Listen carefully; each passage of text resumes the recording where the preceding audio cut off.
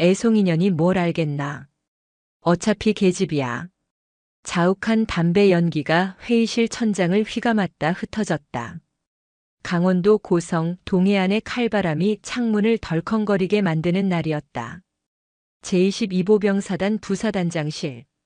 가죽 소파 깊숙이 몸을 파묻은 최민석 준장이 비릿한 웃음을 흘리며 내뱉은 첫마디였다.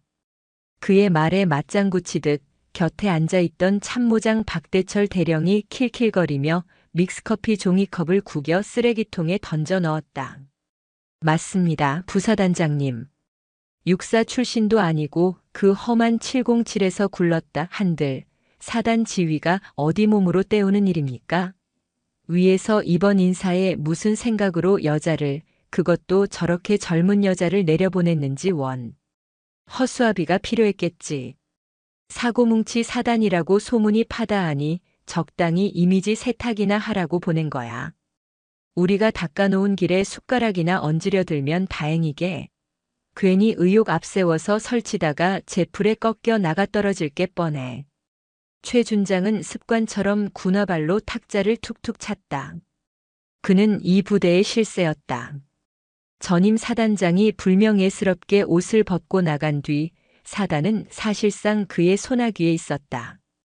육군 사관학교 선후배로 촘촘히 엮인 그들만의 카르텔. 그 견고한 성벽 안에 굴러들어온 돌 하나가 박히려 하고 있었다. 강영선 소장. 대한민국 육군 최연소 여성 사단장. 대대장들은 교육 확실히 시켰겠지? 최 준장의 눈빛이 번들거렸다. 박 대령이 비열하게 입꼬리를 말아 올렸다. 걱정 마십시오. 특히 김진우 중령이 아주 벼르고 있습니다. 오늘 취임식 끝나고 첫 간부 회의 때 아주 볼만할 겁니다. 그 시각 사단 위병소를 통과하는 검은색 세단 한 대가 있었다. 뒷좌석에는 강영선 소장이 앉아 있었다. 그녀는 창밖으로 스쳐 지나가는 험준한 산세를 말없이 응시했다. 금강산이 지척인 이곳 율곡부대. 산악과 해안을 동시에 경계해야 하는 전군의 가장 가혹한 작전 지역. 하지만 그녀의 눈에 들어온 것은 험한 지형보다 더 깊고 어두운 부대 전체에 깔린 침체된 공기였다. 공기가 탁하군. 영선은 나직이 중얼거렸다. 그녀의 목소리는 차분했지만 쇳소리처럼 단단한 울림이 있었다. 운전병이 룸미러로 힐끔 눈치를 살폈지만 그녀는 다시 입을 다물었다. 무릎 위에 올려진 정모의 챙을 매만지는 손끝에는 굳은 살이 박혀 있었다. 서류 뭉치만 만지작거리던 손이 아니었다. 살과 뼈를 깎는 훈련 생사가 오가는 작전 현장에서 다져진 전사의 손이었다. 차량이 본청 현관 앞에 멈춰섰다. 도열에 있던 참모들이 경례 구호를 외쳤다. 충성. 소리만 요란할 뿐 눈빛에는 영혼이 없었다. 영선은 차에서 내려 그들을 천천히 훑어보았다. 최민석 준장이 가장 먼저 다가왔다. 겉으로는 깍듯해 보였지만 고개 숙인 각도며 시선을 처리하는 방식에서 오만함이 뚝뚝 묻어났다. 먼 길 오시느라 고생하셨습니다, 사단장님. 부사단장 최민석 준장입니다. 영선은 그의 내밀어진 손을 잠시 응시하다가 짧고 강하게 맞잡았다. 악수하는 순간 최 준장의 미간이 아주 미세하게 찌푸려졌다. 여자의 손아귀 힘이라고는 믿기지 않을 만큼 묵직한 압력이 전해졌기 때문이었다. 그러나 영선은 표정 변화 없이 곧바로 손을 놓았다. 반갑네. 강영선이다. 날씨가 꽤 쌀쌀하군. 강원도 고성 바람이 원래 매섭습니다. 아직 적응하시려면 시간이 좀 걸리실 겁니다. 최 준장은 적응이라는 단어에 묘한 강세를 두었다. 영선은 그 뉘앙스를 놓치지 않았다. 그녀는 옅은 미소를 지으며 대답했다. 바람이 매서울수록 정신은 맑아지는 법이지. 들어가자. 사단장실로 향하는 복도는 적막했다. 벽에 걸린 역대 지휘관들의 사진이 그녀를 내려다보는 듯했다. 영선은 집무실에 들어서자마자 책상 위에 쌓인 인수인계 서류들을 훑어보았다.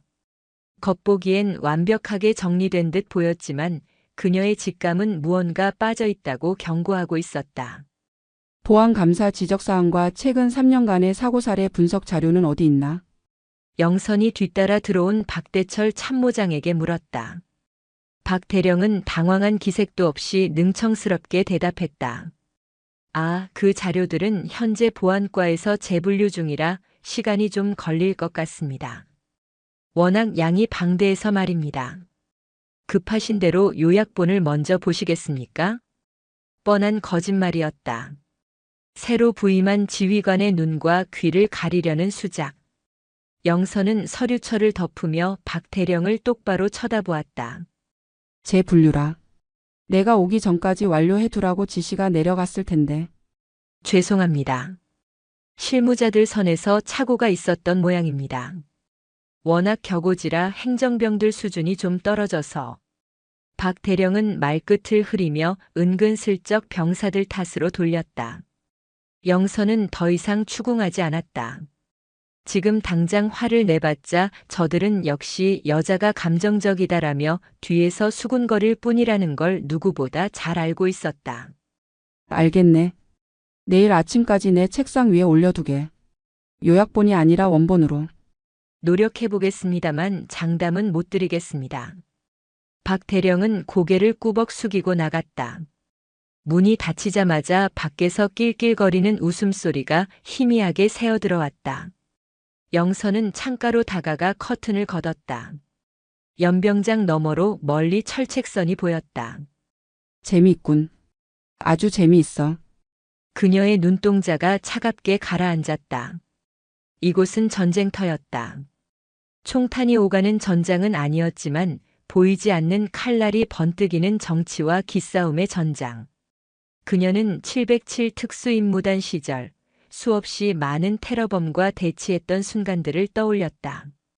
적이 방심하고 있을 때 가장 치명적인 급소를 노려야 한다. 지금은 때가 아니었다. 그녀는 사냥감이 스스로 목을 내밀 때까지 기다릴 줄 아는 사냥꾼이었다. 오후 2시 첫 작전 간부 회의. 회의실 공기는 무거웠다. 예하 연대장들과 직할 대대장들이 모두 모여 있었다. 영선이 들어서자 다들 기계적으로 일어서서 격례했다. 자리에 앉은 영선이 회의 주제를 시작하려는데 회의실 구석에서 껌을 씹는 짝짝 소리가 들렸다. 쩝쩝. 적막한 회의실에서 그 소리는 유난히 크게 울렸다. 시선이 쏠린 곳에는 김진우 중령이 앉아 있었다. 다리를 꼬고 의자에 비스듬히 기댄 채 껌을 씹으며 볼펜을 딱딱거리고 있었다. 그는 영선의 시선을 느끼고도 멈추지 않았다. 오히려 눈을 마주치며 껌을 풍선처럼 부풀렸다 터뜨렸다. 탁! 명백한 도발이었다. 최민석 준장은 짐짓 모르는 척 서류만 들여다보고 있었고 박대철 대령은 입가에 묘한 미소를 띠고 있었다. 영선은 김중령을 잠시 응시하다가 아무 일도 없었다는 듯 입을 열었다. 해양 경계 취약 시기에 대한 대비 태세를 점검하겠다. 수색 대대장 보고해. 김중령은 껌을 혀로 굴리며 느릿느릿하게 대답했다. 자리에서 일어나지도 않은 채였다. 보고서에 다 나와 있는데 굳이 말로 해야 합니까? 요즘 애들 말로 하면 잘 못 알아듣습니다. 그냥 문서로 보시는 게 편하실 텐데요. 회의실의 정적이 감돌았다. 이것은 단순한 태만이나 불량한 태도가 아니었다. 상관에 대한 정면 도전이자 하극상이었다. 다른 지휘관들의 얼굴이 하얗게 질렸지만 아무도 김중령을 제지하지 않았다. 사단 카르텔의 힘을 두려워하고 있는 것이었다. 영선은 천천히 자리에서 일어났다. 그리고 김중령에게 다가갔다. 또각또각. 군화 발소리가 회의실의 정적을 깼다. 김중령의 앞에 선 영선은 그를 내려다보았다. 자네 지금 그게 상관에게 할 태도인가? 김중령은 피식 웃으며 자리에서 엉거주춤 일어났다. 하지만 자세는 여전히 건들거렸다. 아이고 죄송합니다. 제가 허리가 좀 안 좋아서 말입니다. 그리고 사단장님께서 현장 돌아가는 걸 잘 모르셔서 그러는데 저희는 형식적인 보고보다 실질적인 작전을 중요하게 생각합니다. 책상머리에 앉아서 지시만 내리시면 현장은 마비됩니다. 책상머리. 현장을 모른다. 여자가 뭘 알겠냐는 비아냥이 함축된 단어들이었다. 김중령의 눈에는 내가 어쩔 건데? 라는 조롱이 가득했다. 그는 믿는 구석이 있었다. 뒤에는 최 준장이 버티고 있었고 영선이 여기서 화를 내거나 소리를 지르면 히스테리 부리는 여편네로 몰아가려는 시나리오가 이미 짜여 있었다. 하지만 영선은 그들의 예상대로 움직이지 않았다. 그녀는 화를 내는 대신 아주 차분하고 낮은 목소리로 말했다.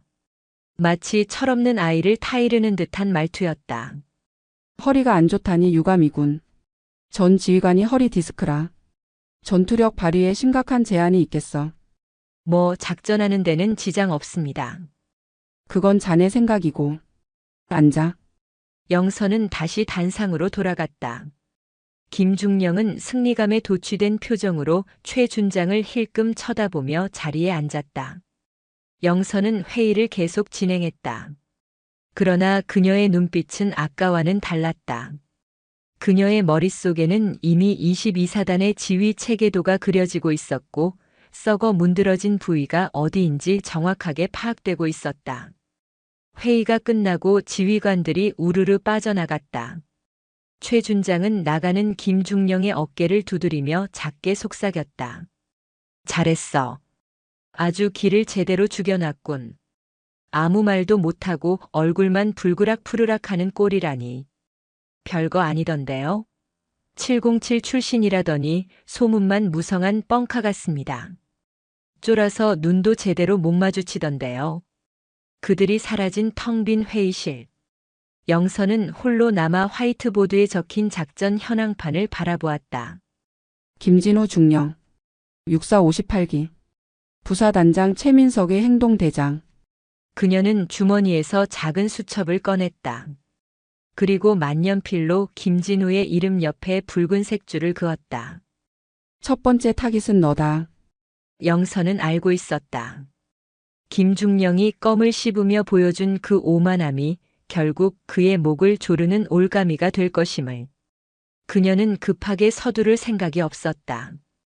뱀이 먹이를 삼키기 전 따리를 틀 듯 그녀는 천천히 그리고 확실하게 그들의 숨통을 조여갈 준비를 시작했다. 그날 밤 사단장 관사. 영선은 군복을 벗고 도복으로 갈아입었다. 샌드백을 향해 뻗는 그녀의 주먹은 빠르고 매서웠다. 퍽, 퍽, 퍽. 땀방울이 바닥에 떨어졌다.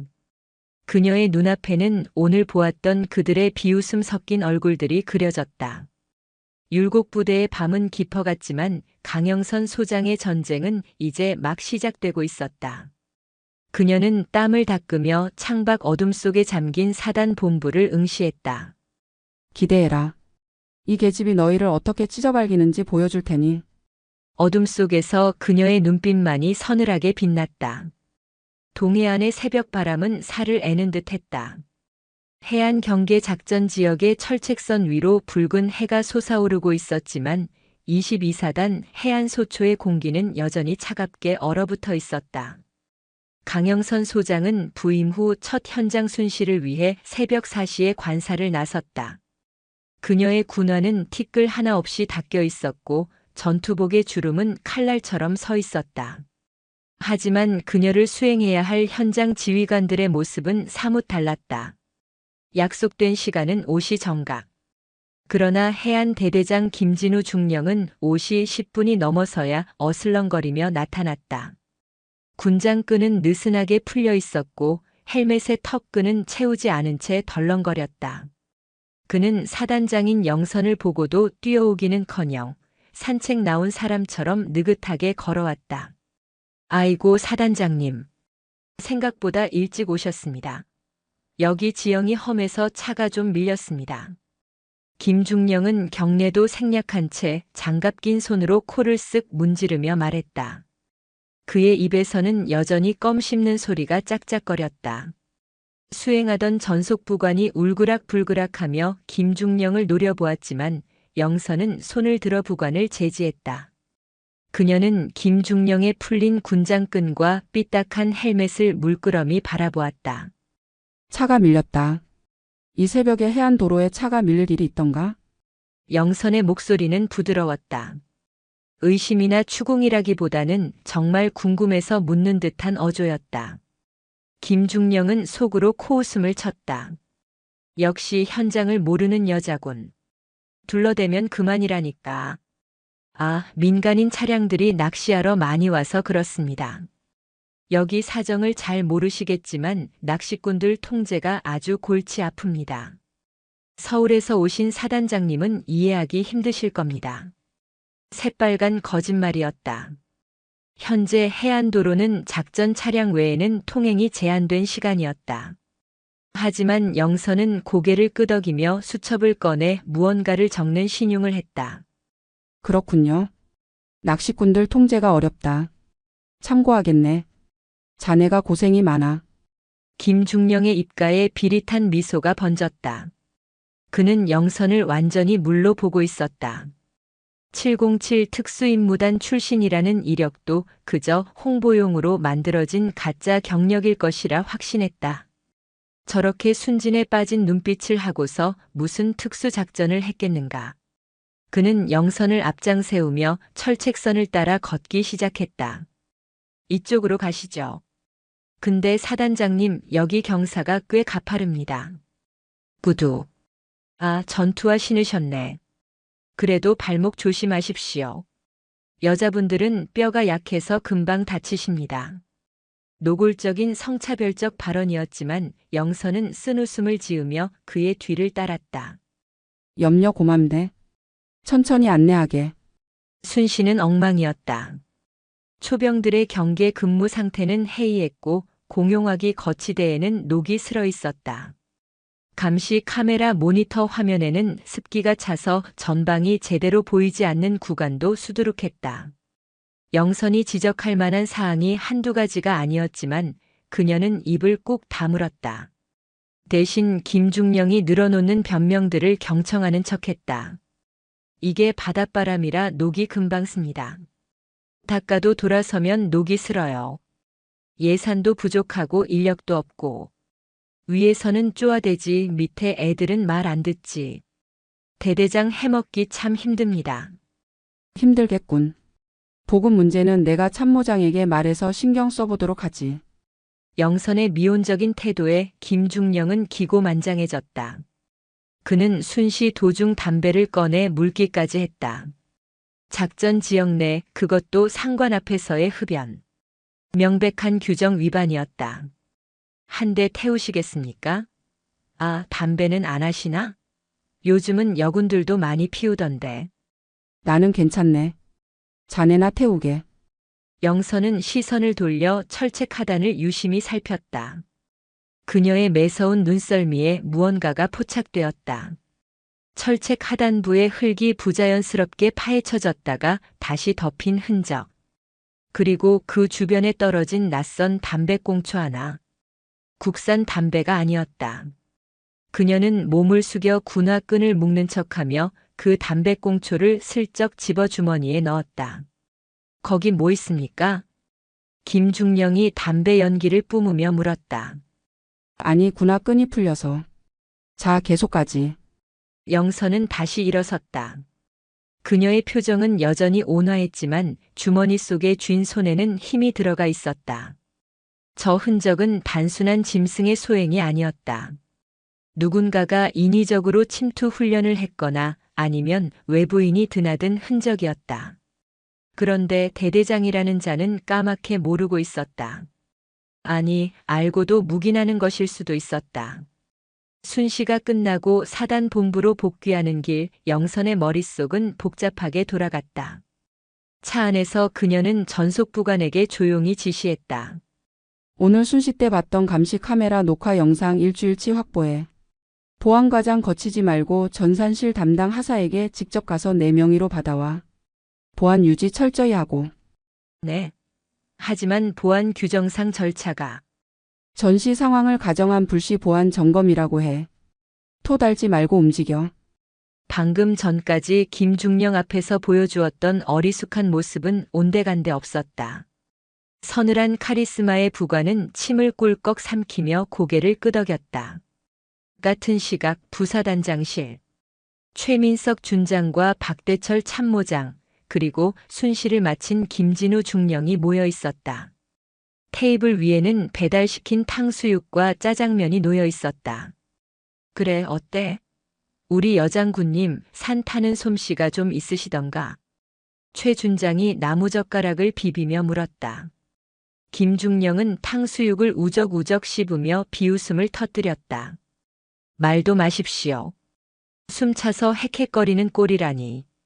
제가 일부러 좀 험한 길로 돌렸거든요. 그리고 뭘 지적하려고 해도 아는 게 있어야 지적을 하죠. 제가 바닷바람 때문입니다. 원래 그렇습니다 하니까 그냥 고개만 끄덕끄덕 합디다. 완전 바지 사장입니다. 바지 사장. 박 대령이 킬킬거렸다. 꺼 보십시오. 707이니 뭐니 해도 결국 여자는 안 됩니다. 현장 감각이 없어요. 행정 서류나 보라고 앉혀놨더니 그것도 못 봐서 오늘 아침에 제가 대충 결제 올린 것도 그냥 사인하더군요. 내용도 안 읽어보는 것 같았습니다. 최 준장은 만족스러운 듯 고개를 끄덕였다. 좋아. 아주 순조로워. 당분간은 그렇게 띄워주면서 안심시켜. 지가 대접받고 있다고 착각하게 만들란 말이야. 그러다가 결정적인 순간에 발목을 확 낚아채서 잡아뜨려야지.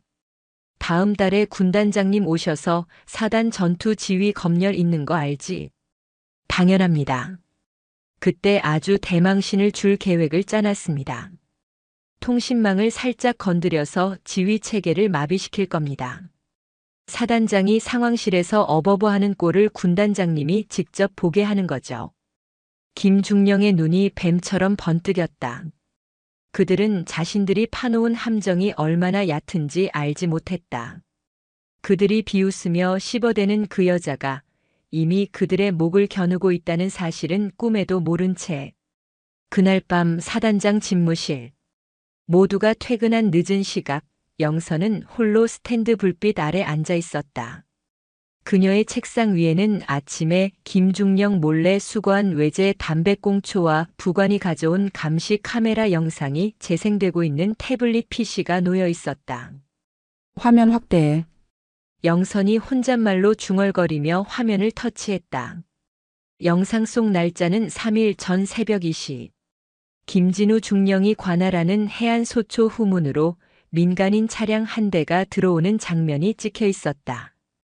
그리고 차에서 내린 사람들은 트렁크에서 아이스박스 몇 개를 꺼내 소초 안으로 옮기고 있었다. 그들을 맞이하는 건 다름 아닌 김진우 중령이었다.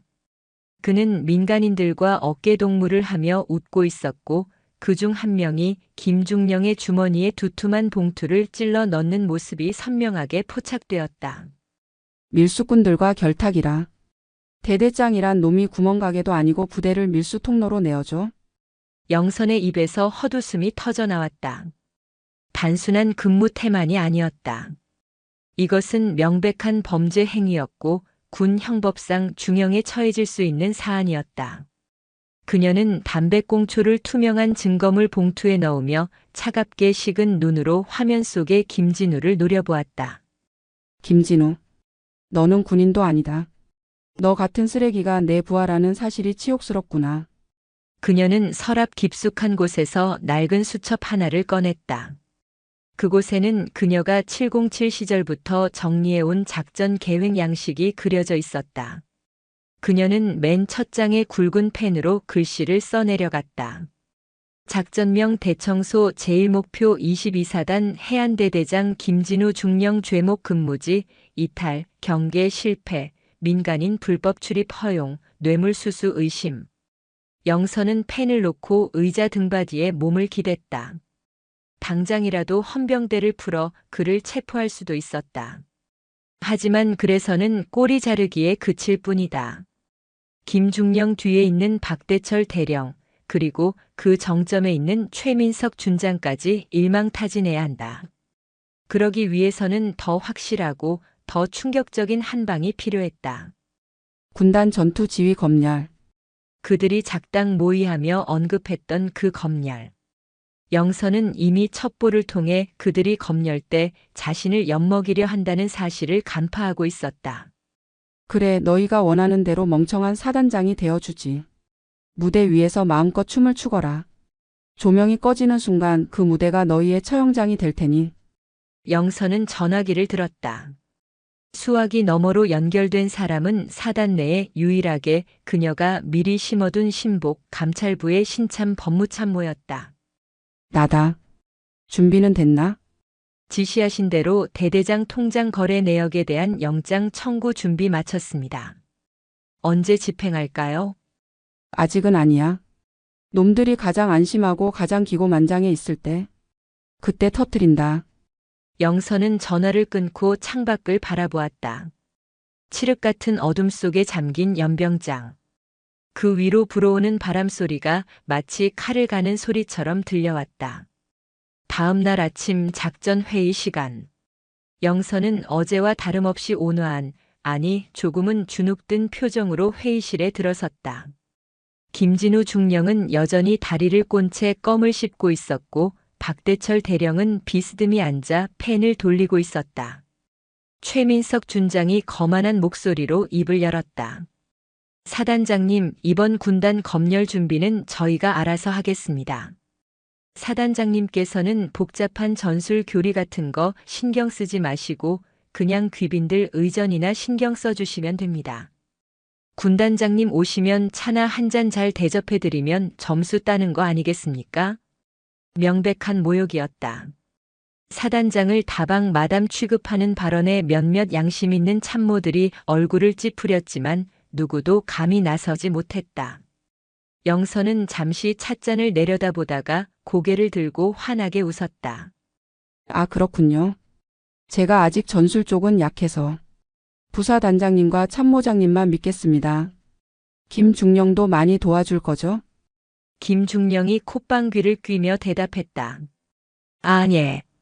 뭐 시키는 대로만 하시면 중간은 가게 해드립니다. 고맙네.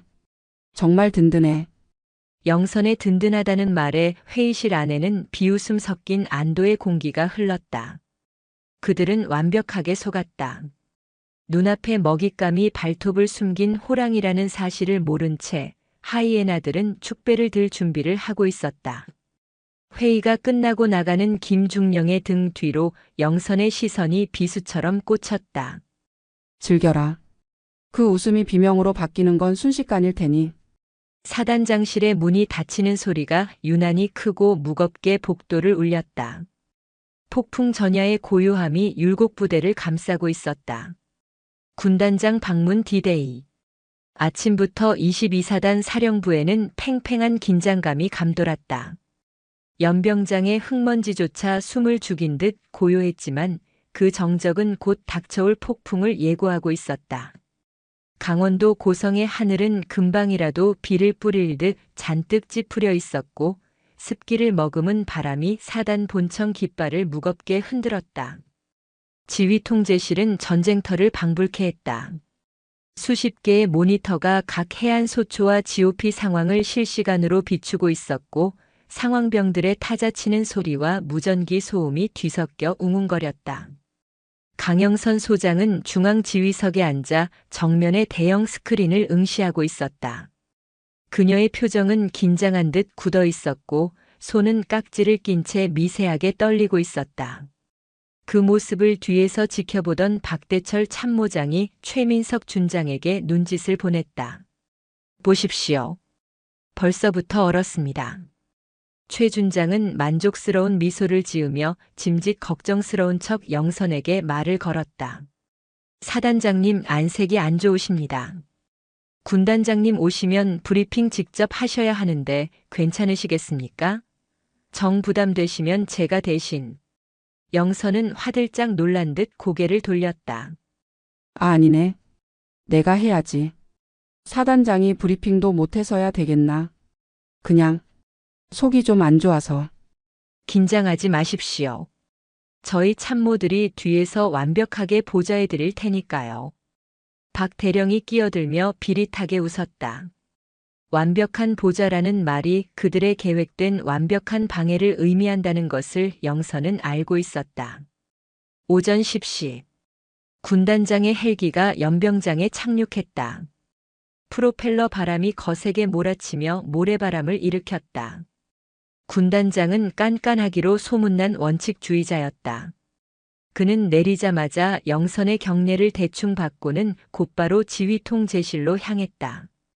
강 소장, 보고받은 바로는 최근 22사단 경계 태세에 구멍이 많다고 들었네. 오늘 내가 직접 눈으로 확인하겠어.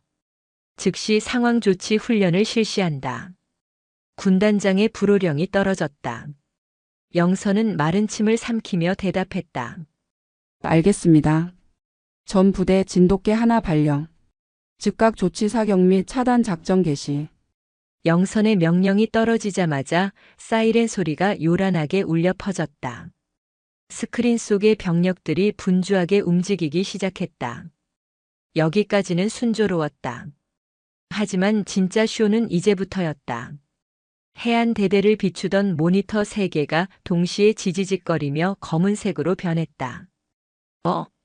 통신 상태가 왜 이래? 통신장교가 당황하며 소리쳤다. 순식간에 다른 소초들의 화면도 하나둘씩 꺼지기 시작했다. 지휘통제실은 아수라장이 되었다. 1, 2, 3소초 통신 두절. 대대 지휘소 응답 없습니다. 영상 전송 시스템 다운되었습니다. 원인 불명입니다. 군단장의 눈썹이 꿈틀거렸다.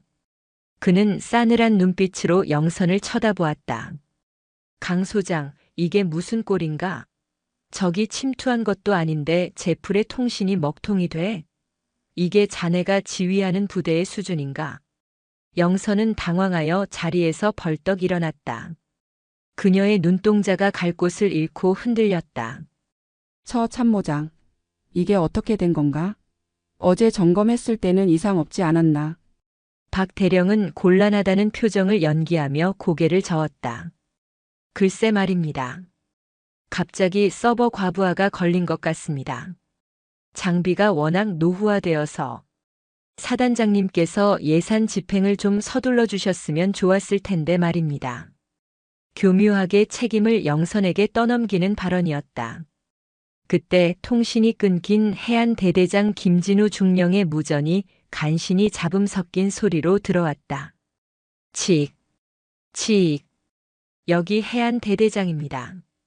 사단본부 들립니까? 아, 이거 왜 이래? 사단장님 지시가 없어서 애들이 멍하니 서 있습니다. 도대체 뭘 하라는 겁니까? 스피커를 통해 흘러나온 김중령의 짜증 섞인 목소리가 지휘통제실 전체에 울려 퍼졌다. 군단장의 얼굴이 불그락푸르락해졌다. 지휘관이 부하들에게 명확한 지시를 내리지 못해 현장이 혼란에 빠진 상황. 최악의 시나리오였다. 최민석 준장이 한숨을 푹 쉬며 나섰다.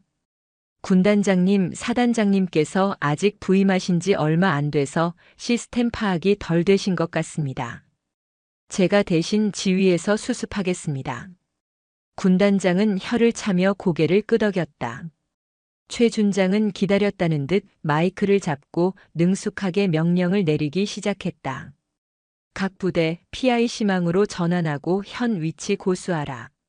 통신대장은 즉시 예비 서버 가동하고 그의 지시에 따라 혼란스러웠던 상황이 거짓말처럼 정리되기 시작했다. 마치 짜고 치는 고스톱처럼. 영선은 얼굴이 하얗게 질린 채 아무 말도 못하고 구석에 서 있어야 했다. 박 대령과 최 준장이 주고받는 은밀한 눈빛 교환. 봤냐? 넌 그냥 허수아비야. 라는 조소. 훈련은 최 준장의 주도로 마무리되었다. 영선은 완전히 배제되었다. 군단장은 영선을 거들떠보지도 않고 최 준장의 어깨를 두드렸다. 최 준장, 자네가 없었으면 큰일 날 뻔했군. 사단장이 무능하면 참모라도 똑똑해야지. 쯧쯧. 영선은 고개를 푹 숙였다. 하지만 바닥을 향한 그녀의 입꼬리가 아주 미세하게 아무도 눈치채지 못할 만큼 살짝 올라가 있었다. 그래. 마음껏 즐겨둬라. 그게 너희의 마지막 승리가 될 테니까. 그녀의 손에는 작은 USB 하나가 쥐어져 있었다. 아수라장이 되었던 그 순간 통신망이 끊어지기 직전에 모든 로그 기록과 김진우 중령이 고의로 통신 케이블을 건드리는 장면이 찍힌 CCTV 영상이 담긴 저장 장치였다. 영선은 무능한 연기를 하며 놈들이 스스로 파놓은 무덤 속으로 걸어 들어가는 것을 완벽하게 방조하고 있었다. 강평 시작하겠습니다. 훈련이 끝나고 이어진 사후 강평 시간. 분위기는 장례식장보다 더 무거웠다. 군단장은 상석에 앉아 차가운 눈으로 영선을 노려보고 있었고 그 옆에는 의기양양한 표정의 최민석 준장과 박대철 참모장 그리고 뒤늦게 복귀한 김진우 중령이 앉아 있었다. 김진우 중령은 일부러 군복에 흙을 잔뜩 묻히고 들어와 헐떡거리는 신용을 했다. 현장에서 고생한 척하기 위함이었다. 강 소장, 변명이라도 해보게. 사단 지휘 통신망이 훈련 시작 10분 만에 마비되다니. 실전이었으면 자네 부대는 전멸이야. 군단장의 호통에 회의실이 쩌렁쩌렁 울렸다. 최 준장이 옆에서 거들었다. 군단장님, 너무 나무라지 마십시오. 강 소장님이 현장 경험이 부족해서 장비 관리에 소홀했던 것 같습니다. 제가 보좌를 더 잘했어야 하는데 죄송합니다. 마치 자신은 충신인 척하며 영선을 2번 죽이는 화법이었다.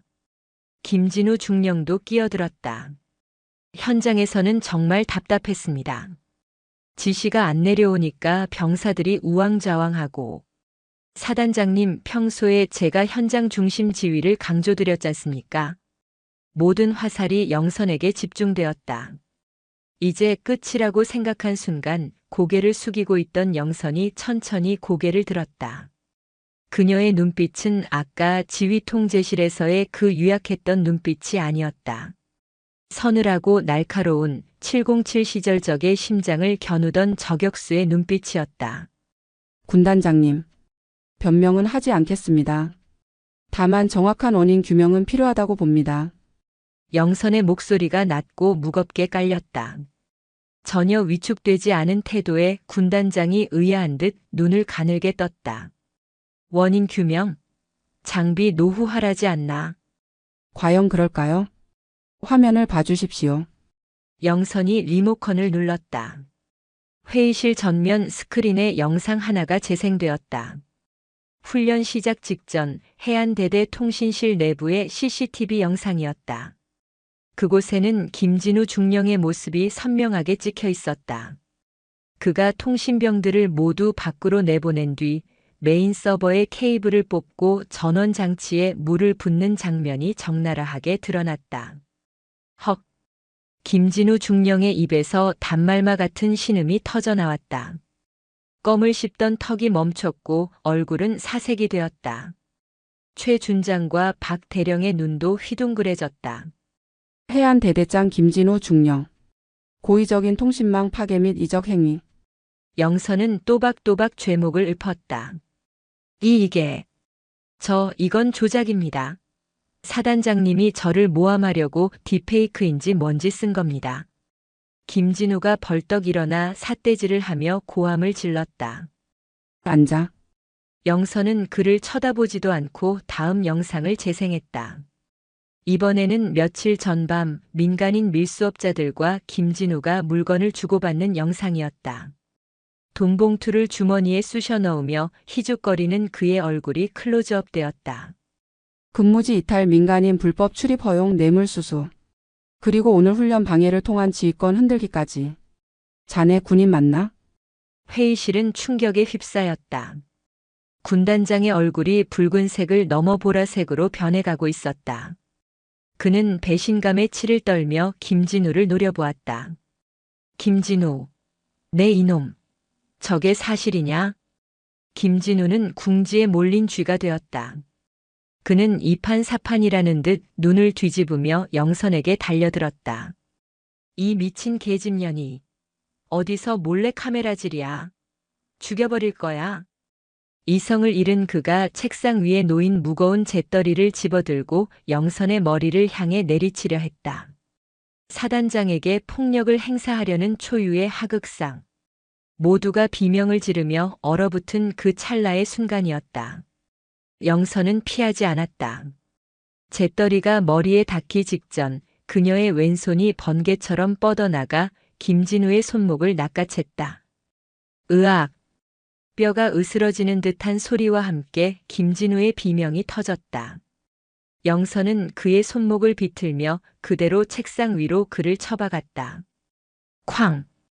유리 덮개가 깨지며 김진우의 얼굴이 책상에 처박혔다. 영선은 그의 팔을 뒤로 꺾어 제압하며 그의 귓가에 차갑게 속삭였다.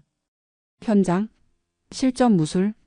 707에서 내가 사람 죽이는 기술만 배운 줄 알았나 보지? 애송인연이라고 불렀나? 그래, 그 애송인연 손에 뼈가 부러지는 기분이 어떤가? 이거 나. 이거 안 나. 김진우가 발버둥 쳤지만 영선의 악력은 강철 같았다. 그녀는 힘을 더 주어 그의 어깨 관절을 한계치까지 꺾었다. 뚝 하는 소리가 섬뜩하게 들렸다. 군단장님 앞에서 추태 부리지 마라. 더 꺾어버리기 전에.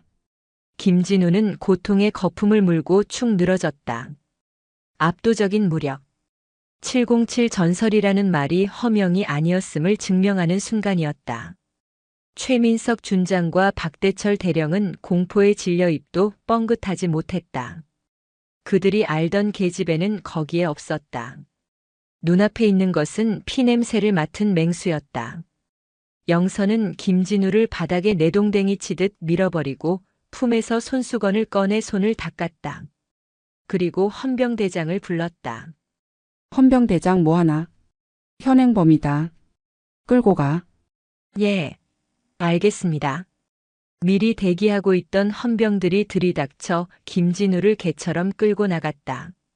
질질 끌려가는 김진우가 최 준장을 향해 애원하듯 소리쳤다. 부사단장님, 살려주십시오. 시키는 대로 했잖습니까? 부사단장님. 최 준장은 황급히 고개를 돌려 외면했다. 김진우의 절규가 복도 끝으로 사라졌다. 영선은 온매무새를 다듬고 군단장을 향해 정중히 경례했다. 심려를 끼쳐드려 죄송합니다.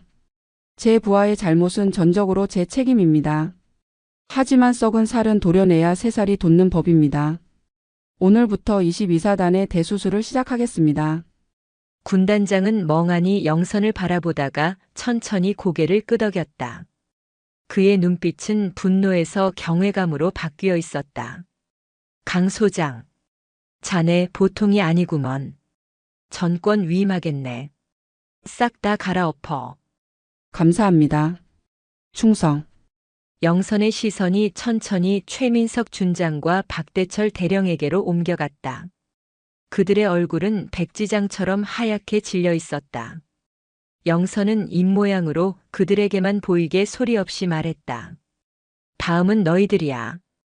카르텔의 한 축이 무너졌다. 하지만 이것은 시작에 불과했다. 영선의 복수는 이제 막 첫 발을 내디뎠을 뿐이었다. 피 튀기는 사육제가 막을 올렸다. 김진우 중령이 헌병대 차량에 실려 나간 후 22사단 본청에는 살얼음판 같은 침묵만이 감돌았다.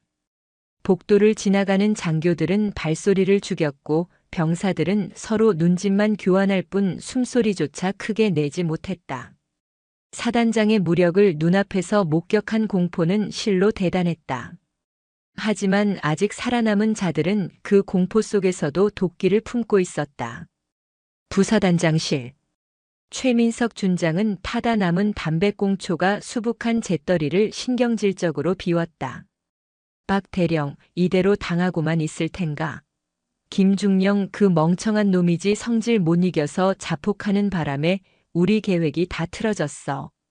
참모장 박대철 대령은 핏발 선 눈으로 서류 뭉치를 넘기고 있었다. 그는 김진우처럼 몸을 쓰는 무식한 인간이 아니었다. 그는 규정과 절차 그리고 숫자로 사람을 올가매는데 도 같은 행정의 달인이었다. 걱정 마십시오. 김중령은 어차피 버리는 카드였습니다. 사단장이 707 출신이라 몸 쓰는 건 잘할지 몰라도 이 복잡한 군대 행정까지 꿰뚫고 있을 리 만무합니다. 패는 칼보다 강하다고 했습니다. 서류로 질식시켜 죽여버릴 겁니다. 박 대령이 내민 것은 동계 피복 및 난방유 조기 확보 계획서였다. 겉보기엔 병사들의 따뜻한 겨울을 위한 완벽한 기획안처럼 보였지만 그 속에는 교묘하게 조작된 단가표와 특정 업체의 일감을 몰아주는 독소 조항들이 빽빽하게 숨겨져 있었다. 이게 뭔가? 이번 겨울이 유난히 춥다고 합니다. 그래서 예비비를 당겨 써서 난방유와 방한복을 추가 구매하겠다는 기한입니다. 금액이 수십억 원대라 사단장 결제가 필수입니다. 업체는 제 천안 명의로 된 페이퍼 컴퍼니를 끼워 넣었습니다. 사단장이 도장을 찍는 순간 횡령 및 배임 혐의로 옷을 벗게 될 겁니다. 최 준장의 입꼬리가 서서히 올라갔다. 역시 자네야. 숫자에 약한 여자들이 딱 속아 넘어가기 좋은 미끼군. 당장 들고 가서 결제받아. 오후 3시 사단장 집무실. 박 대령은 두툼한 결제판을 들고 들어섰다. 그의 얼굴에는 이전의 오만함 대신 겁먹은 듯한 비굴함이 가면처럼 씌워져 있었다. 사단장님, 긴급 결제건이 있어 가져왔습니다. 기상청 예보에 따르면 올겨울 강원도 고성에 기록적인 한파가 닥친다고 합니다. 우리 장병들이 동상에 걸리지 않게 하려면 오늘 중으로 이 계약건을 처리해야 물자를 확보할 수 있습니다. 영선은 말없이 안경을 고쳐 쓰고 서류를 받아들었다. 깨알 같은 숫자와 복잡한 회계 용어들이 난무하는 문서였다. 보통의 지휘관들이라면 참모장의 설명을 믿고 대충 훑어본 뒤 서명했을 것이다. 박 대령은 속으로 카운트다운을 세고 있었다. 3, 2, 1. 찍어라 어서. 하지만 영선의 손은 움직이지 않았다. 그녀는 첫 페이지부터 한 줄 한 줄 손가락으로 짚어가며 정독하기 시작했다. 5분, 10분, 30분. 집무실 안에는 책장 넘어가는 소리만 들렸다. 박 대령의 이마에 식은땀이 맺히기 시작했다. 사단장님, 업체 쪽에서 마감 시간이 임박했다고 독촉이 와서 말입니다. 내용은 제가 다 검토했으니 믿고 맡겨주시면. 박 참모장. 영선이 서류에서 눈을 떼지 않은 채 불렀다. 이 업체 태백 유통이라고 되어 있는데 여기 등록된 주소가 강원도 고성군 간성을. 내 기억이 맞다면 거기는 논밭밖에 없는 허벌판인데 창고도 없는 회사가 어떻게 등유 30만 리터를 공급한다는 거지? 박 대령의 심장이 덜컥 내려앉았다. 아, 그게. 본사는 서울에 있고 거기는 연락사무소입니다. 서류상 착오가 있었나 봅니다. 착오라. 그리고 여기 방한복 단가표를 보면 시중가보다 30%나 비싸게 책정되어 있군. 특수 소재를 썼다고 되어 있는데 KS 인증 마크도 없는 제품을 육군 규격품으로 둔갑시킨 이유가 뭐지? 영선의 눈빛이 안경 너머로 번뜩였다. 그녀는 단순히 글자를 읽는 게 아니었다. 숫자의 흐름과 행간에 숨겨진 모순을 정확하게 짚어내고 있었다. 그건 급하게 물량을 구하려다 보니 프리미엄이 좀 붙어서. 박 대령이 더듬거리기 시작했다. 영선은 결제판을 탁 덮어버렸다. 그 소리가 총소리처럼 박 대령의 가슴을 때렸다. 자네 나를 바보로 아나보군. 영선이 자리에서 일어났다. 그녀는 책상 뒤편에 꽂혀있던 두꺼운 법전과 군수 규정집을 꺼내 박 대령 앞에 던졌다. 나는 707에 있을 때 작전만 한 게 아니야. 보급이 끊긴 적진 한복판에서 살아남기 위해 물자 관리와 조달에 대해 뼈저리게 배웠어. 그리고 부임하기 전 지난 일주일 동안 22사단의 지난 10년간 회계 장부를 모조리 외우고 왔지. 박 대령의 다리가 후들거렸다. 그녀는 단순한 무인이 아니었다. 지덕체를 겸비한 괴물이었다. 따라와. 영선은 앞장서서 집무실을 나갔다. 박 대령은 도살장에 끌려가는 소처럼 비틀거하며 그녀를 따랐다. 그들이 향한 곳은 병사식당이었다. 저녁 식사 준비가 한창인 취사장 뒤편 창고. 영선은 자물쇠가 채워진 냉동 창고 문을 가리켰다. 열어. 사단장님. 거기는 위생 문제 때문에 관계자 외에는. 열라고 했어. 영선의 호통에 취사병이 부들부들 떨며 문을 열었다. 냉동 창고 안에서는 역한 냄새가 훅 끼쳐나왔다.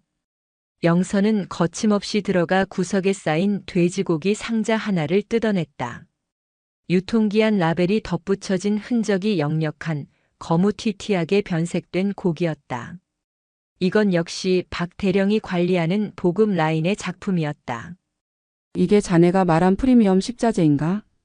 영선은 고기 덩어리를 박 대령의 코앞에 들이밀었다. 썩은 내가 진동했다. 내 새끼 같은 병사들은 이따위 쓰레기를 먹이면서 자네는 뒤로 수억 원을 챙겨. 그게 장교가 할 짓인가? 자, 잘못했습니다. 납품업자가 속인 겁니다.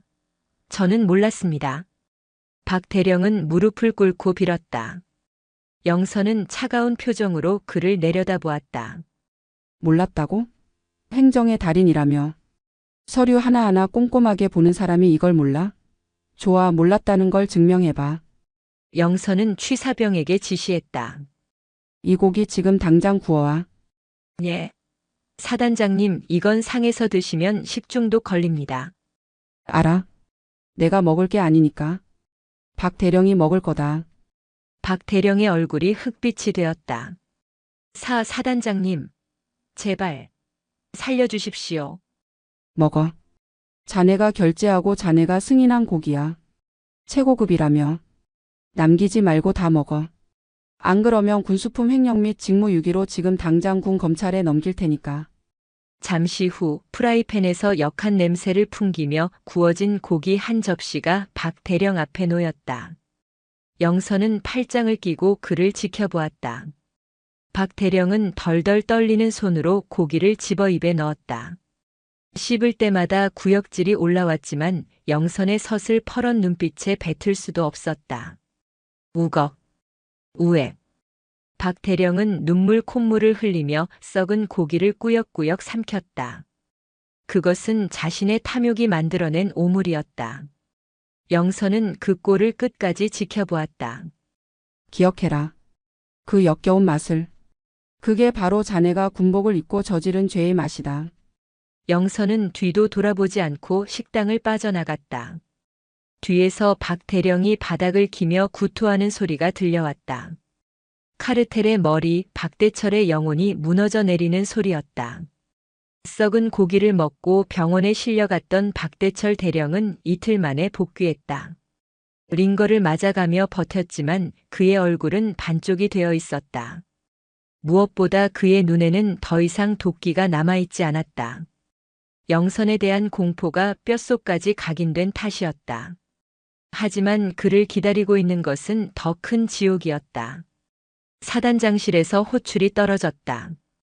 박 대령이 휘청거리는 걸음으로 들어가자 그곳에는 영선뿐만 아니라 낯선 양복쟁이 3명이 앉아 있었다. 육군본부 감찰실에서 파견된 특별감사팀이었다. 그리고 그 옆에는 법무참모가 노트북을 펴놓고 있었다. 몸조리는 잘했나 참모장. 영선은 찻잔을 내려놓으며 나직이 물었다. 네. 염려 덕분에. 이제 몸도 추스렸으니 계산을 해야지. 영선이 턱짓을 하자 법무참모가 화면을 띄웠다. 스크린에는 박 대령의 차명 계좌 내역과 태백 유통으로 흘러들어간 자금의 흐름도가 거미줄처럼 펼쳐졌다. 지난 3년간 자네가 군수 물자를 빼돌려 착복한 금액이 총 12억 3천만 원. 그리고 그 돈 중 일부가 어디로 흘러갔는지까지 다 추적했네. 흐름도의 끝은 놀랍게도 부사단장 최민석 준장이 아니었다. 최 준장의 아내가 운영하는 갤러리의 미술품 구매 내역으로 세탁되어 있었다. 박 대령은 입을 떡 벌렸다. 그는 최 준장에게 상납은 했지만 이렇게 구체적인 증거가 남았을 줄은 꿈에도 몰랐다. 자네는 머리가 좋다고 자부했겠지만 꼬리가 길면 잡히는 법이야. 특히 자네 처남 입이 아주 가볍더군. 헌병대에서 설렁탕 한 그릇 사주니 술술 불던데. 박 대령은 다리에 힘이 풀려 주저앉았다. 모든 게 끝났다. 선택권을 주지. 이 모든 죄를 자네 혼자 뒤집어쓰고 감옥에서 15년을 썩을 텐가, 아니면 몸통을 불고 형량을 감경받을 텐가. 박 대령의 눈동자가 흔들렸다. 그때였다. 영선의 책상 위에 놓인 전화기가 울렸다. 스피커폰으로 설정된 전화기 너머로 익숙한 목소리가 들려왔다. 최민석 준장이었다. 충성. 사단장님. 부사단장 최민석입니다. 지금 박 대령 거기 있습니까? 영선은 박 대령에게 조용히 하라는 신호를 보내고 대답했다. 예, 와 있습니다. 감사팀도 와 있고요. 그렇습니까? 골치 아프게 됐습니다. 사단장님, 제가 그 친구 때문에 미치겠습니다.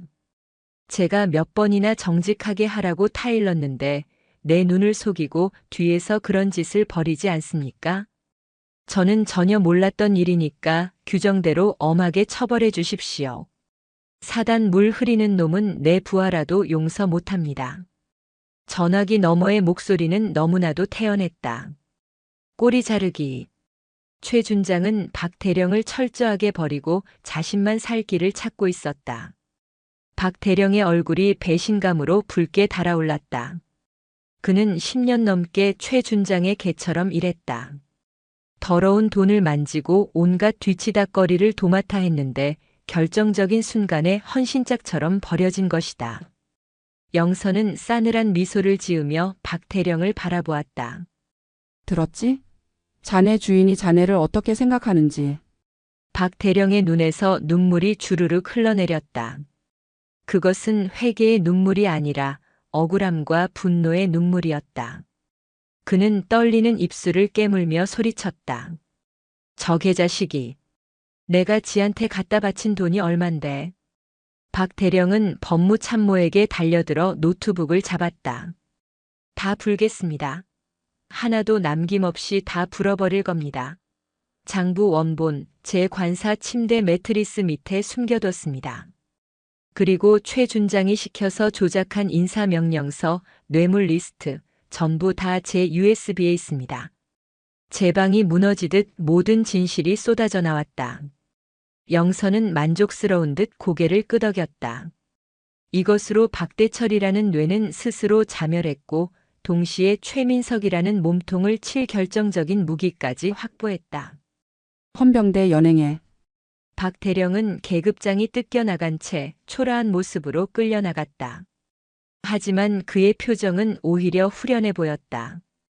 혼자 죽지는 않겠다는 도끼가 서려 있었다. 이제 남은 것은 단 하나. 이 모든 악의 근원인 부사단장 최민석. 영선은 창밖을 내다보았다. 부사단장실의 불이 환하게 켜져 있었다. 최 준장은 아마 박 대령을 희생양으로 삼아 자신은 빠져나갔다고 안도하며 술잔을 기울이고 있을 것이다. 착각하지 마라. 지금 내가 마시는 술이 마지막 축배가 될 테니. 영선은 박 대령이 자백한 비밀 장부와 USB를 챙겨들었다. 밤이 깊었다. 율곡부대를 짓누르던 어둠이 조금씩 걷히고 있었다. 하지만 그 어둠이 완전히 사라지기 위해서는 가장 거대한 그림자를 지워야 했다. 다음 날 아침, 사단 전체가 술렁거렸다. 대대장에 이어 참모장까지 구속되었다는 소문이 벼락처럼 퍼져나갔다. 병사들은 환호했고 부패에 가담했던 간부들은 사시나무 떨듯 떨었다. 최민석 준장은 출근하자마자 횡한 참모장실을 보며 묘한 불안감을 느꼈다. 박 대령이 잡혀간 건 알았지만 사단장 강영선이 너무 조용했다. 자신에게 따지러 오지도 않았고 추가 조사를 하겠다는 통보도 없었다.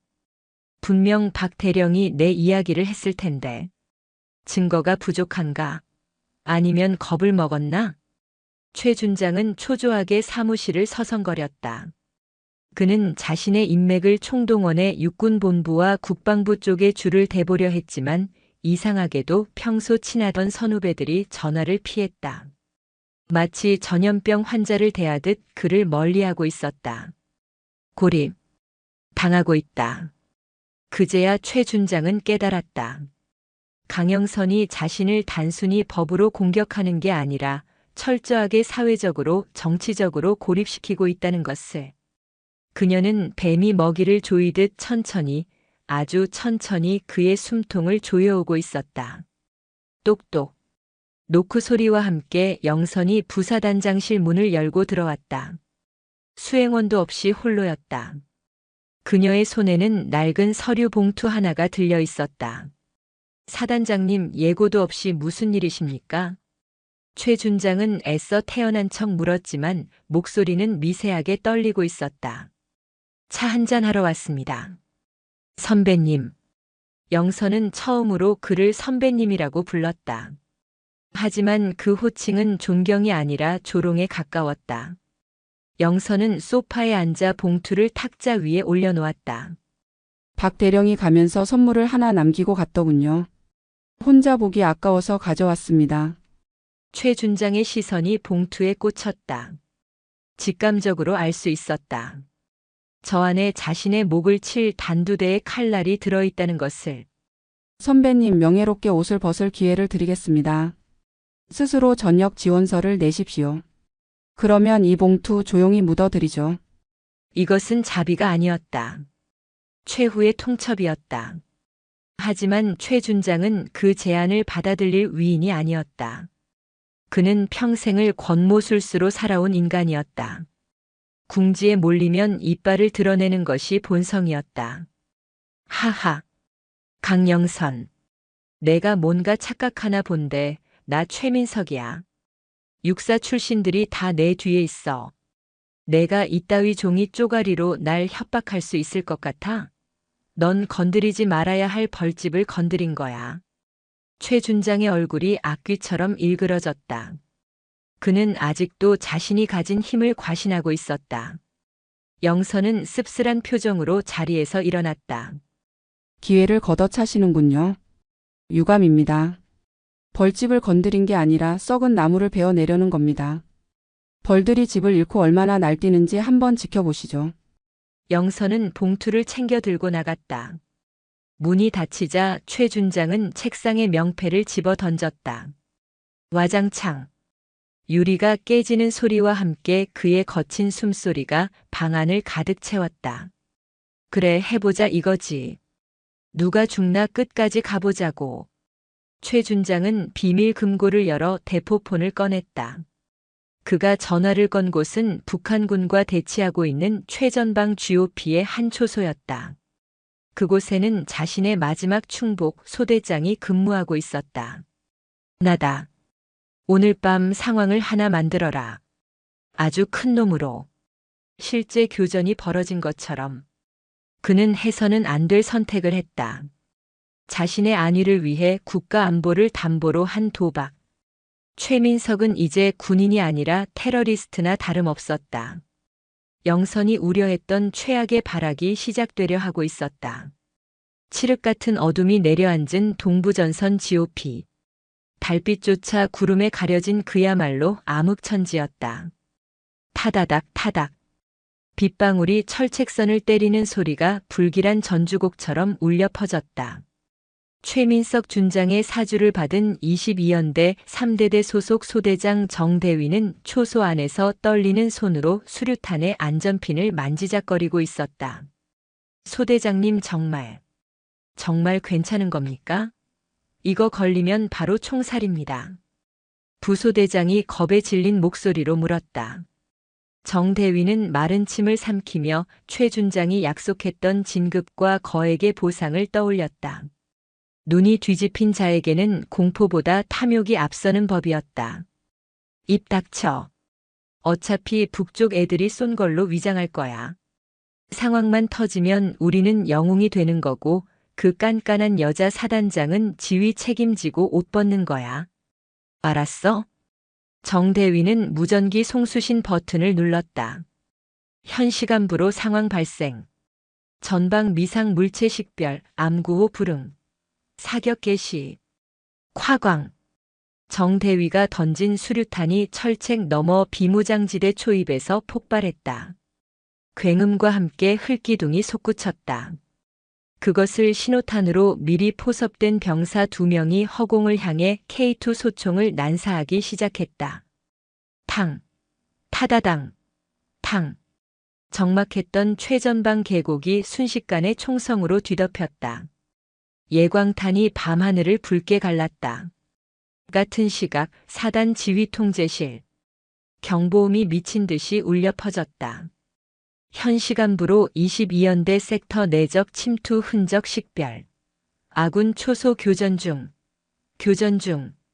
상황병의 다급한 외침에 지휘 통제실은 벌집을 쑤신 듯 했다. 최민석 준장은 회심의 미소를 감추며 자리에서 벌떡 일어났다. 그는 일부러 목청을 높여 소리쳤다. 진돗개 하나 발령. 전방 포병 대기해. 즉각 대응 사격 준비. 그때 강영선 소장이 지휘 통제실로 들어섰다. 그녀는 방탄조끼와 헬멧을 착용한 완전 군장 상태였다. 이미 관사에서부터 모든 무전 내용을 청취하고 온 것이었다. 현 시간부로 전 부대 진돗개 하나 발령한다. 단 포병 사격은 대기해. 내 명령 없이는 단 한 발도 쏘지 마라. 최 준장이 펄쩍 뛰며 반박했다. 사단장님, 지금 아군이 공격받고 있습니다. 적이 침투했다고요. 즉시 대응 포격을 가해서 기선을 제압해야 합니다. 머뭇거리다가는 뚫립니다. 확인되지 않은 적에게 포격부터 날리면 전면전이다. 상황 파악이 먼저야. 이 답답한 양반아. 현장에서는 총알이 빗발치는데 무슨 상황 파악이야. 여자가 지휘봉을 잡으니 겁이 많아서 이 모양이지. 비키십시오. 내가 지휘하겠습니다. 최 준장은 노골적으로 영선을 밀치려 했다. 지휘 통제실의 장교들이 얼어붙었다. 급박한 상황을 틈타 지휘권을 강탈하려는 시도였다. 하지만 영선은 꿈쩍도 하지 않았다. 그녀는 대형 스크린을 가리켰다. 겁? 내가 겁을 먹은 것 같나? 저 화면을 똑바로 봐라. 영선이 가리킨 것은 열상 감시 장비 화면이었다. 흑백의 화면 속에는 아군 초소에서 불을 뿜는 총구의 열기는 선명했지만 철책 너머에서 다가오는 적의 여론은 전혀 잡히지 않고 있었다. 교전 중이라면서 적의 총구 성광이 보이지 않아. 피격된 초소도 없고 부상자 보고도 없다. 수류탄이 터졌는데 철책은 멀쩡해. 이게 뭘 의미한다고 생각하나? 그건 적이 은폐에서 사격하고 있으니까. 은폐? 열상 장비에 안 잡히는 유령 군대라도 쳐들어왔다는 건가? 그리고 탄착군을 봐. 우리 병사들이 쏘는 총알이 일정한 표적을 향하는 게 아니라 허공으로 흩어지고 있어. 이건 대응 사격이 아니라 난사다. 영선의 분석은 냉철하고 정확했다. 707 시절 수백 번의 실전을 치르며 익힌 감각은 거짓된 전장 상황을 본능적으로 걸러내고 있었다. 이건 적의 도발이 아니야. 내부의 소행이거나 오인 사격이다. 무슨 말도 안 되는 소리를. 전방 지휘관을 못 믿는 겁니까? 믿지. 내 눈과 내 판단을. 영선은 통신병에게 마이크를 넘겨받았다. 해당 초소 소대장 정대위 응답해라. 여기는 사단장이다. 현재 적의 위치와 규모 정확히 보고해. 스피커 너머로 정대위의 숨가쁜 목소리가 들려왔다. 뒤편에서는 여전히 총소리가 요란했다. 칙. 여기는 소대장. 적 특수부대로 추정되는 인원 다수. 현재 철책을 넘으려 시도 중. 지원 사격이 필요하다. 연기력이 형편없었다. 영선은 차갑게 일갈했다. 거짓말하지 마라. 현재 TOD상의 적의 움직임은 전혀 없다. 자네 눈에만 보이는 적이라도 있나? 아닙니다. 분명히 봤습니다. 지금 수류탄이 날아오고. 정대위. 지금 이 통신 군단과 합참에서도 실시간으로 듣고 있다. 허위 보고는 즉결 처분 대상이다. 마지막으로 묻겠다. 정말 적이 있나? 잠시 침묵이 흘렀다. 정대위의 거친 숨소리만 들려왔다. 최 준장은 옆에서 식은땀을 흘리며 손톱을 물어뜯고 있었다. 영선은 그 틈을 놓치지 않았다. 수색 대대장. 즉시 5분 대기조 투입해서 해당 초소포위에. 적이 아니라 아군을 제압한다. 총기는 쏘지 말고 생포해. 반항하면 개머리판으로 뭉개서라도 끌고 와. 사단장님, 미치셨습니까? 아군끼리 총질을 하게 만들 셈입니까? 최 준장이 악을 썼다. 아군? 내 부하들을 사지로 몰아넣고 국가 안보를 볼모로 장난질 치는 놈은 아군이 아니다. 적보다 더 더러운 내부의 적이지. 영선은 최 준장을 천천히 돌아보았다. 헬멧 아래 드러난 그녀의 눈빛은 살기로 번뜩이고 있었다. 그리고 그 적의 우두머리가 지금 내 옆에 서 있군. 무슨 소리야? 증거 있어? 증거? 저 멍청한 소대장이 자백하는 건 시간 문제야. 자네가 심어둔 프락치 수준이 딱 저 정도니까.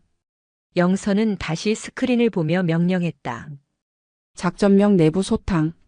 수색대대 진입. 3분 내로 상황 종료시켜.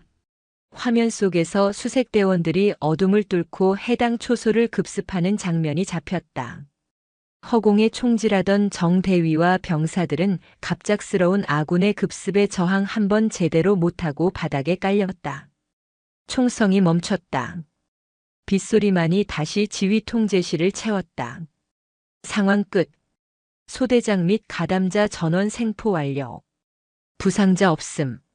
무전기에서 들려온 보고에 최 준장은 다리에 힘이 풀려 주저앉았다. 그의 마지막 도박은 처참하게 실패했다. 영선은 싸늘하게 그를 내려다보며 말했다. 수고했어, 부사단장. 자네 덕분에 오늘 우리 부대 실전 같은 대침투 훈련 한번 제대로 했군. 이제 진짜 전쟁을 하러 가볼까? 영선의 진짜 전쟁은 총칼이 아닌 법과 정의의 심판을 의미했다. 새벽이 밝아오고 있었다. 밤새 내리던 비는 그쳤지만 22사단 연병장에는 축축한 안개가 자욱했다. 긴급 체포된 정대위와 가담 병사들은 헌병대 조사실에서 밤새 조사를 받았다. 영선은 직접 신문에 참여하지 않았다. 그럴 필요도 없었다. 이미 모든 상황 증거와 통신 기록이 완벽했기 때문이다. 겁에 질린 정대위는 헌병이 책상을 한번 치기도 전에 줄줄이 불어버렸다. 부사단장님이 시켰습니다. 상황만 만들어주면 진급은 따놓은 당상이라고. 실패해도 뒤는 다 봐준다고 했습니다. 저는 시키는 대로 했을 뿐입니다. 녹취록과 진술서가 영선의 책상 위에 차곡차곡 쌓였다. 이제 마지막 퍼즐이 맞춰졌다. 영선은 정복으로 갈아입었다. 가슴에 달린 약장들이 그녀가 걸어온 군인의 길을 증명하듯 빛났다. 그녀는 정모를 쓰고 하얀 장갑을 끼었다.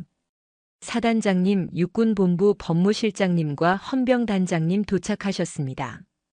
전속부관의 보고에 영선은 고개를 끄덕였다. 그녀는 단순히 사단 자체 징계로 끝낼 생각이 없었다. 이것은 반란에 준하는 중죄였다. 육군 수뇌부까지 움직이게 만든 대형 스캔들. 영선은 그 스캔들의 중심에서 칼자루를 쥐고 있었다. 오전 9시. 긴급 사단 연병장 집합 명령이 떨어졌다. 전 병력과 간부들이 도열했다. 단상 위에는 강영선 소장이 서 있었고 그 옆에는 육군본부에서 내려온 검찰관들이 굳은 표정으로 서 있었다. 그리고 단상 아래 포승줄에 묶인 채 무릎 꿇려 있는 세 사람. 김진우 중령, 박대철 대령, 그리고 어젯밤의 주동자 정대위였다. 하지만 단 한 명, 최민석 준장의 모습은 보이지 않았다. 그는 자신의 집무실에 틀어박혀 문을 잠그고 나오지 않고 있었다. 최후의 발악이었다. 영선은 마이크를 잡았다. 그녀의 목소리는 스피커를 타고 부대 전체에 울려 퍼졌다. 사랑하는 율곡부대 장병 여러분. 나는 오늘 참담한 심정으로 이 자리에 섰습니다. 전방을 지키는 우리는 국민의 생명을 수호하는 방패여야 합니다. 그러나 여기 묶여있는 자들은 그 신성한 의무를 저버리고 사리사욕을 위해 부대를 병들게 하고 전우를 위험에 빠뜨렸습니다. 병사들의 시선이 죄인들에게 꽂혔다. 분노와 경멸이 섞인 눈빛들이었다. 특히 어젯밤 GOP 총격 사건은 적의 도발이 아니라 자신의 죄를 덮기 위해 부사단장 최민석이 사주한 조작극이었음이 밝혀졌습니다. 웅성거림이 파도처럼 일었다. 병사들은 믿을 수 없다는 표정이었다. 별을 단 장군이 아군의 총구를 아군에게 돌리게 했다는 사실은 충격을 넘어 공포였다. 나는 오늘부로 이 썩은 환부를 도려내려 합니다. 지위 고하를 막론하고 군인의 명예를 더럽힌 자는 반드시 그 대가를 치르게 할 것입니다. 영선은 단상에서 내려와 헌병대장에게 눈짓했다. 부사단장실로 간다. 문을 부수고서라도 끌고 나와. 헌병대와 영선이 본청 건물로 진입했다. 최민석 준장의 집무실 앞은 고요했다. 문은 굳게 잠겨 있었다. 부사단장님, 헌병대장입니다. 문 여십시오. 영장 발부되었습니다. 대답이 없었다. 안에서 부스럭거리는 소리만 들릴 뿐이었다. 영선은 더 기다리지 않았다. 부소. 쾅! 헌병들이 문을 박차고 들어갔다. 방 안에는 매캐한 연기가 가득했다. 최민석 준장은 문서 세 단기 앞에서 서류들을 갈아 없애고 있었다. 창문은 열려 있었고 바닥에는 태우다 만 하드디스크가 널려 있었다. 그는 헌병들이 들이닥치자 흠칫 놀라며 뒷걸음질 쳤다. 이거 불법이야. 감히 장군의 방에 함부로 들어와? 나가. 다 나가란 말이야. 최 준장은 반쯤 미쳐 있었다. 그는 책상 위에 있던 권총을 집어들었다. 헌병들이 긴장하며 총구를 겨눴다. 오지 마. 오면 쏠 거야. 나 혼자는 못 죽어. 그의 손은 덜덜 떨리고 있었다. 총구는 영선을 향하고 있었다. 하지만 영선은 눈 하나 깜짝하지 않고 그에게 다가갔다. 쏘시죠. 영선의 목소리는 차분했다. 쏘면 편해질 것 같습니까? 아니면 자결이라도 하시게요? 비겁하게 목숨 끊어서 도망칠 생각 마십시오. 당신이 저지른 짓 살아서 뼈저리게 후회하게 만들 테니까. 너 때문에 내 인생이 망가졌어. 너만 안 왔어도. 내가 와서 망가진 게 아닙니다. 당신은 이미 썩어 있었고 나는 그 썩은 냄새를 맡고 찾아왔을 뿐입니다. 군복 입을 자격도 없는 당신에게 경례를 했던 지난 날이 부끄럽군요. 영선은 최 준장의 코앞까지 다가갔다. 총구가 그녀의 이마에 닿을 듯 말 듯 했다. 최 준장의 눈동자가 심하게 흔들렸다. 쏘지도 못하고 죽지도 못하는 겁쟁이의 눈이었다. 영선은 번개 같은 손놀림으로 그의 손목을 쳐서 권총을 떨어뜨렸다. 권총이 바닥에 떨어지는 소리와 함께 헌병들이 달려들어 그를 제압했다. 바닥에 깔린 최 준장은 짐승처럼 울부짖었다. 이거 내가 누군지 알아? 나 최민석이야. 육사 25기 최민석이라고. 영선은 그를 내려다보며 헌병에게 손을 내밀었다. 수갑이었다. 계급장 때? 헌병이 최 준장의 전투복에서 준장 계급장을 거칠게 뜯어냈다. 벨크로가 뜯기는 소리가 찢어지는 비명처럼 들렸다. 영선은 직접 최 준장의 손에 수갑을 채웠다. 철컥. 차가운 금소금이 상황 종료를 알렸다. 최민석 씨. 당신을 군형법 위반 직권 남용, 특수협박 그리고 내란 음모 혐의로 체포합니다. 변명의 기회는 군사법원에서 충분히 드리죠. 최 준장은 고개를 떨구고 흐느끼기 시작했다. 그의 몰락은 처참했다. 영선은 헌병들에게 그를 끌고 나가라고 지시했다. 복도로 끌려나가는 최 준장의 뒷모습을 보며 영선은 깊은 한숨을 내쉬었다. 승리감보다는 씁쓸함이 앞섰다. 군복의 무게를 견디지 못한 자의 말로를 보는 것은 언제나 고통스러운 일이었다. 그때 복도 끝에서 누군가 박수를 쳤다. 육군본부 감찰실장이었다. 강 장군. 정말 대단하군. 707의 전설이 행정부대에서도 통할 줄은 몰랐네. 자네가 이 사단을 구했어. 영선은 옅은 미소를 지으며 격려했다. 아직 끝난 게 아닙니다. 이제부터가 시작입니다. 무너진 기강을 다시 세우고 상처받은 병사들의 마음을 치유해야죠. 자네라면 할 수 있을 거야. 위에서도 자네에 대한 평가가 완전히 바뀌었네.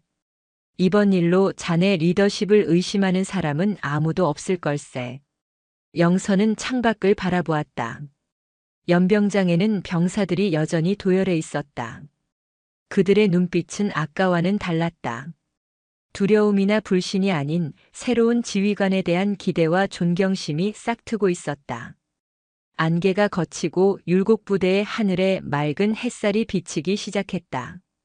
가시죠. 병사들이 기다립니다. 영선은 씩씩하게 걸음을 옮겼다. 그녀의 발걸음 소리가 복도에 당당하게 울려 퍼졌다.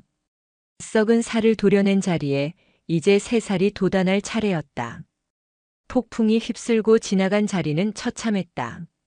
사단 수뇌부가 줄줄이 구속된 초유의 사태 이후 22사단은 침몰 직전의 배와 같았다. 지휘 공백에 대한 우려, 병사들의 동요, 그리고 언제 또 불려가 조사를 받을지 모른다는 간부들의 불안감이 부대 전체를 짓누르고 있었다. 하지만 강영선 소장은 쉴 틈을 주지 않았다. 썩은 살을 도려낸 자리에 새 살이 돋게 하려면 가만히 누워있는 것이 아니라 격렬하게 움직여야 한다는 것을 그녀는 알고 있었다. 오늘부터 전 부대 교육훈련 정상화한다. 행정 업무는 최소화하고 모든 일과는 전투 위주로 재편성해. 영선의 지시는 단호했다. 그녀는 사단장실에 앉아 결제 서류나 넘기는 지휘관이 아니었다. 그녀는 전투복을 입고 위장 크림을 바르고 연병장으로 나갔다. 사단장님이 직접 구보를 뛰신다고. 병사들이 술렁거렸다. 아침 점호 시간 영선은 맨 앞줄에 섰다. 그녀의 어깨에는 20kg 완전 군장이 메어져 있었다. 사단장이 군장을 메고 나타나자 대충 빈몸으로 나왔던 참모들과 연대장들이 화들짝 놀라 부랴부랴 군장을 챙겨 나왔다. 군인의 명예는 계급장이 아니라 흘린 땀방울의 무게에서 나온다. 나를 따르라. 영선이 앞장서서 달리기 시작했다. 강원도의 험준한 산악 코스를 도는 10kg 산악 구보. 처음에는 병사들도 반신반의하며 따라왔지만 5km가 넘어가자 낙오자가 속출했다. 헉헉거리는 숨소리가 산길을 메웠다. 젊은 병사들도 혀를 내두르는 코스였다. 하지만 영선은 흐트러짐이 없었다. 그녀의 호흡은 일정했고 발걸음에는 리듬이 있었다. 707 시절 인간의 한계를 넘나드는 훈련으로 다져진 강철 같은 체력이었다. 가장 뒤처진 것은 역시나 배 나온 행정 장교들이었다.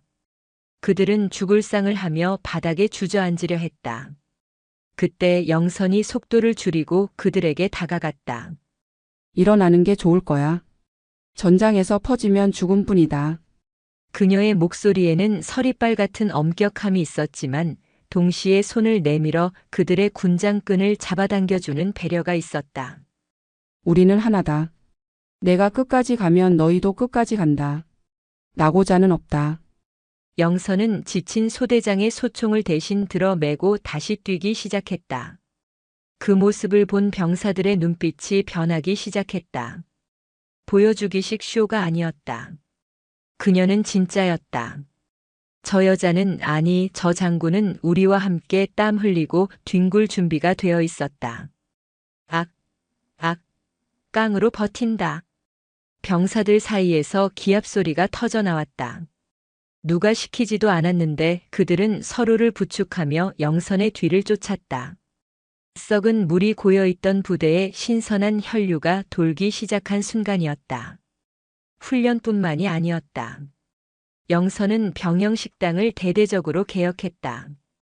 박대철 대령이 횡령했던 예산을 전액 환수하여 식단질을 높이는 데 쏟아부었다. 점심시간 영선은 예고 없이 병사 식당을 찾았다.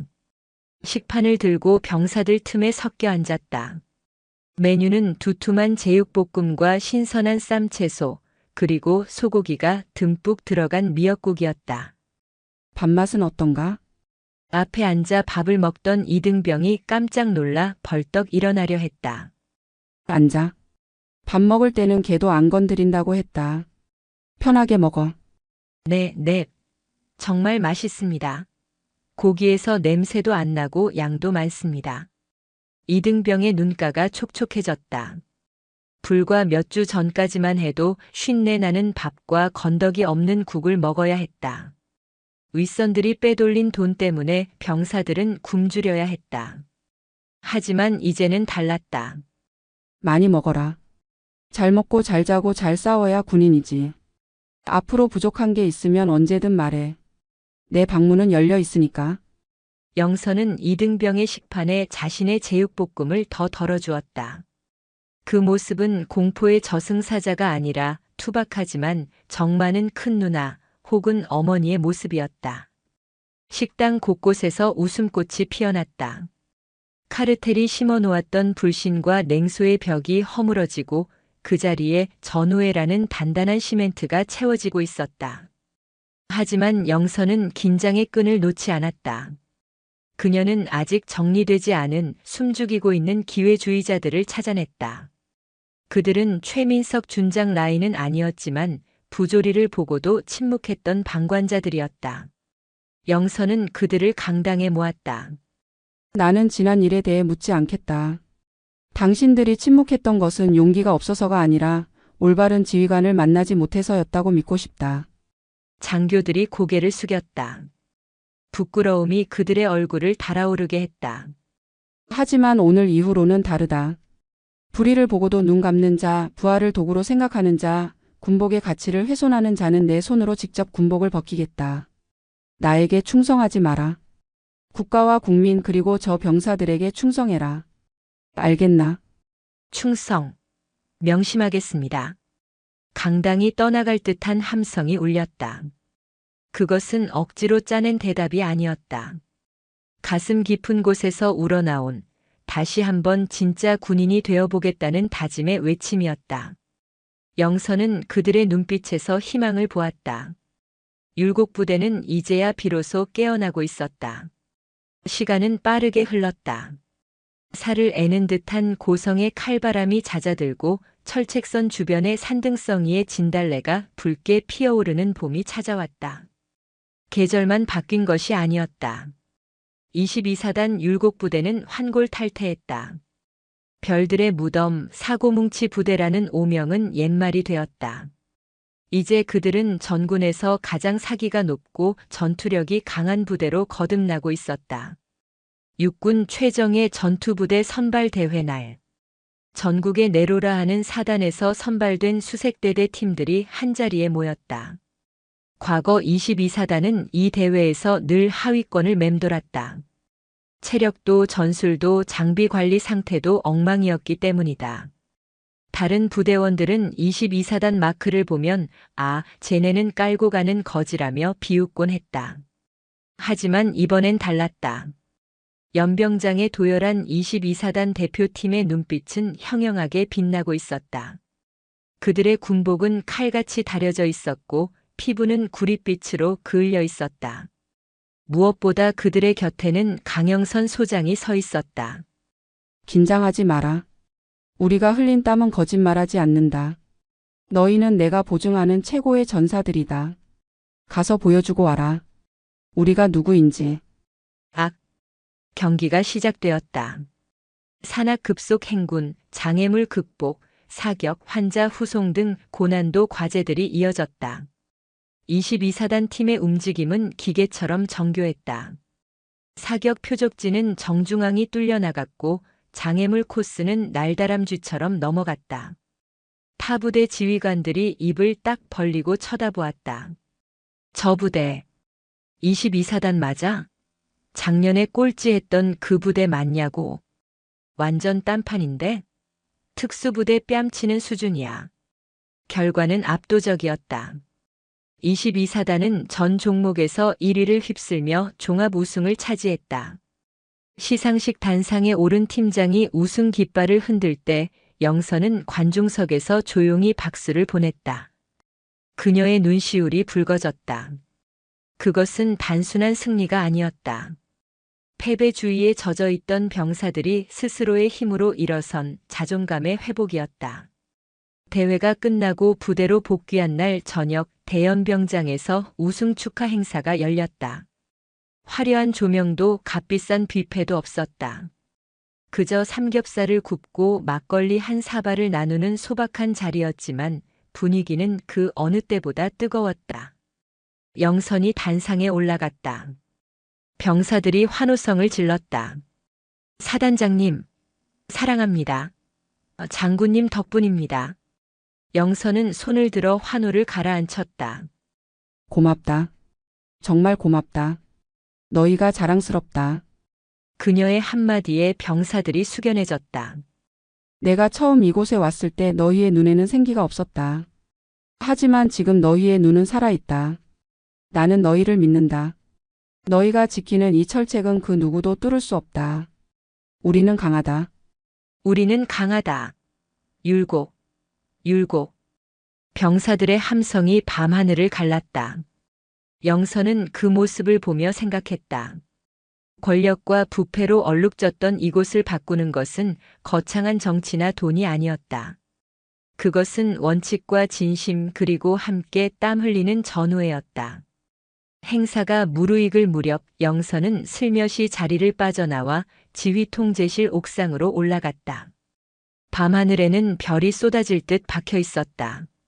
멀리 철책선의 불빛이 띠를 두르며 빛나고 있었다. 그때 누군가 옥상으로 올라왔다. 새로 부임한 참모장이었다. 그는 박대철 대령과는 정반대로 강직하고 성실한 인물이었다. 사단장님 여기 계셨습니까? 병사들이 사단장님 행갈에 쳐들인다고 찾고 있습니다. 내 허리가 남아나질 않겠군. 영선이 웃으며 대답했다.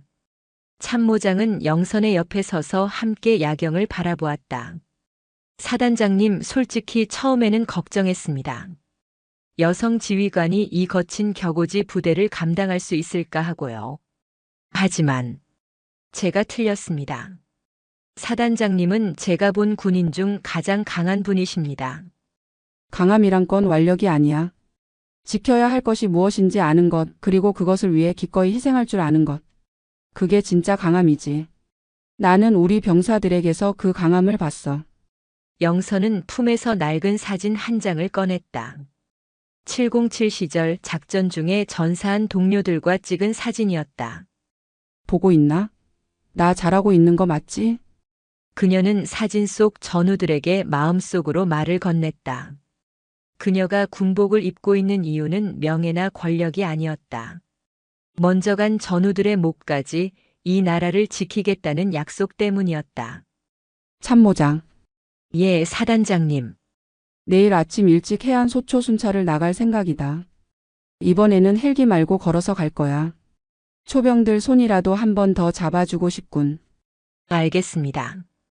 준비해 두겠습니다. 영선은 난간을 잡고 깊게 숨을 들이마셨다. 차가운 밤 공기에서 더 이상 썩은 내는 나지 않았다. 대신 흙내음과 바다내음 그리고 병사들의 땀 냄새가 섞인 건강한 냄새가 났다. 좋은 밤이군.